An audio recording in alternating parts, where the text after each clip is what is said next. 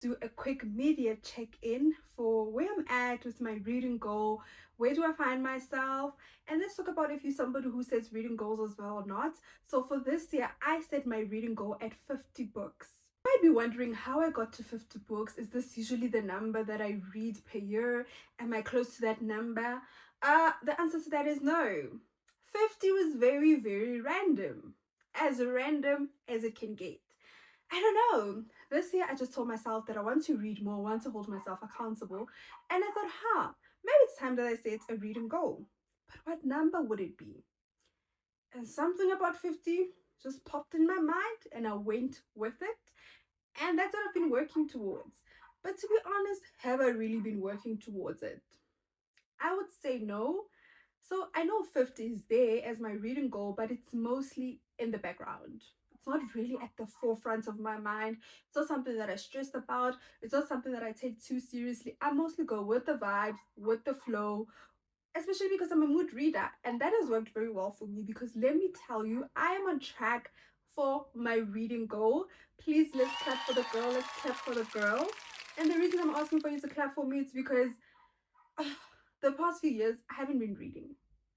I've been reading one, two, at most three books in a year, and I've had some years where I didn't read at all. So in my adult years, in my adulthood, I haven't been reading as much as I used to in my teenage years. I really slacked off. But even then, back then in my teenage years, I don't think I touched anything more than 10 books in a year. So that's what I'm saying. This goal is very random and it's very huge, and that's why I feel incredibly proud of myself that I'm 27 books in. But remember what I said, I mostly go with the vibes, I mostly go with the flow. So what has helped me to be 27 books in plus 9 audiobooks is just going with the vibes and going with the flow. The best thing I did for myself and for my reading year this year is just to accept that I am a mood reader. And let me tell you something, my mood changes.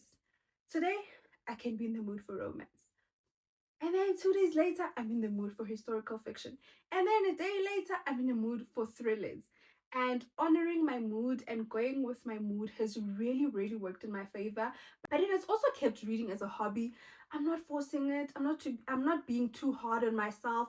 I'm literally taking it a day at a time. And like I said, it's a hobby. It's for fun times. It's for a good time. The side of things. And that's why majority of my books have been fiction. Yeah, I think I read 2 non-fictions early in the year, but majority have been fiction, and I've absolutely been loving them. You're somebody who sets reading goals. If you set a reading goal, why do you set it for yourself? If you don't, why not? And I know sometimes it can be a bit of a controversial topic, setting reading goals. People do feel like it can take the fun out of reading as a hobby, but I say do what works for you. You know yourself, you know what makes it fun, what takes away the fun. Do what works for you. And if you're a mood reader like myself, stick to being a mood reader. It will do wonders for your reading. Don't force anything. Another thing that has helped me greatly is that I DNF. I wouldn't say I've DNF'd a great deal of books, and honestly, I don't DNF a book at least until I'm like 30 to 40% in and I'm not feeling it. Some books I've pushed through, but there's some books where I feel that when I'm really not picking it up for days, when it's slowing down my reading, I'm okay with DNFing. Some of them are hard DNFs, some of them are soft DNFs. And again, it's a hobby, it's not that serious. Some books I'm gonna like, some books I'm not going to like, and that's okay, and that's all part of reading. That I've been reading have been thrillers. I'd say majority have been thrillers, followed by historical fiction, as well as some romance, and lately it's been urban fiction slash romance. And I think, part of seeking out the book reading community on different platforms is that I've discovered different books, different genres. And I'm not somebody who's too stuck up about I only read this specific genre or these specific authors. I'm willing to try and explore. And for me, that's what makes it a lot of fun. And with that said, I have books that I would absolutely recommend. They come highly recommended from me. Trust me, just trust me. These books I've given 5 or 6 stars. Okay, I only have 1 6-star. The book that I've given a 6-star to so far. It's 1,000 Splendid Suns. Oh my word. That book, it's beautifully written, but it will also break your heart and you will absolutely cry. It's set in Afghanistan. It follows the journey of Miriam and then later of Layla and what they're going through when there's a civil unrest going on in their country, where does it leave the woman? The vulnerable positions they're in, the circumstances they find themselves in, and how they try to survive those. It is incredible. The best book I've read so far this year. I also recommend The Nightingale. It is also historical fiction. It's set in World War II in France, when Germany occupies France, and it follows the journey of two sisters and how they handle what's going on in their country. It's another book that will tear you up. It is beautiful. It covers love from the perspective of friendship, from the perspective of romance, from the perspective of family. Beautiful, beautiful book, but also equally heartbreaking. Another book that I highly, highly recommend is Homegoing by Yagyasi.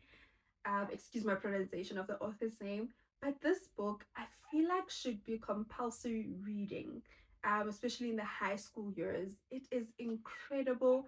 It is set in Ghana, and it speaks to the journey of, again, two sisters. The women are showing up in these books, eh? The women are really showing up and making these books. It follows the journey of two sisters, where one sister is sold into slavery and one sister marries a slave master, and the book is intergenerational, and we follow this family across different generations in terms of what's happening to the family members that are left in Ghana, to the family members that were shipped off to the USA. It is incredible. I will say that one thing that I'll never forget from this book, it's when I read about the living conditions of the slaves. That is imprinted on my mind. Like, I will never, ever, ever forget that. Ever. Another book that I highly recommend is The Last Letter. Oh my word, this book is romance, but for me it didn't feel like it was like heavily romance driven. I think there was just so many other things happening around the romance that really, really grabbed my attention. Just go in blindly with this one. Trust me, just go in blindly.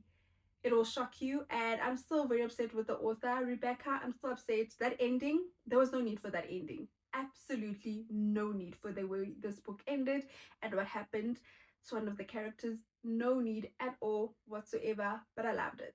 I recommend Fast by Millie Belizer. Oh my gosh, this book follows the journey of the main female character over 2 decades, and what happens in her life, and how she developed a certain mental disorder, and ways that she was trying to overcome it, or at least decrease the severity of the symptoms that she'd experienced, or how this mental disorder impacted her, and things that were happening in her life, in her own home, after her mom passed away and she moved in with her grandmother.